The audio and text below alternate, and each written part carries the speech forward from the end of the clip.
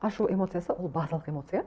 Оны міндетті түрде шығару керек, проживать ету керек дейміз ғой, иә. Өйткені сіздің көзіңіз бар, көзіңізді не үшін пайдаланасыз? Көруге, мұрныңызды иіс сезуге пайдаланасыз. Сол сияқты базалық эмоция ашу. Ашуды шығаруымыз қажет.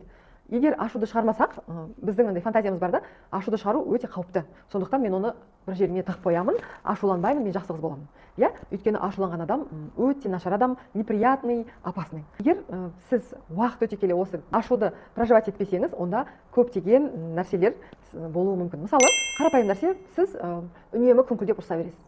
Ой, мынау да дұрыс емес, анау да дұрыс емес, кінәлай бересіз. Байқаңыздаршы, үйіңізде сондай адам, күңкілдек адам бар ма?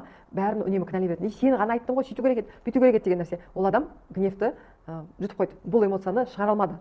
Дұрыс түрде шығара алмады, сондықтан күңкілдей береді. Екінші, абайсызда біреуге нұқсан келтіру. Мысалы, шай құйып отырасыз да, ыстық шайды кесені беріп жатқанда жолдасыңыздың алдына төгіп қоясыз, тамақты төгіп қоясыз деген сияқты нәрселер. Кешігу. Біле тұра кешігу, бұл біздің осы эмоциямызды шығарамай, ашуымызды міне саған қайтесіңдер, кешіктім деп шығару. Келесі тағы бір түрі зависимость. Біз 10-шы, тура осындай 10-шы кофточканы аламыз, тура осындай шоколадты жейміз. Я должна заесть. Иә, зависимость деген осы нәрсе, эмоцияны жеп қою деген нәрсе. Келесі, әйелдер ашуды жақындықтан қашу арқылы білдіруі мүмкін. Ой, қойшы, басым ауырып тұр, мазамды алмашы и так далее деген нәрселердің бәрі сіздің күйеуіңізге ашуыңыз бар, бірақ сіз оны ауызбен айта алмадыңыз.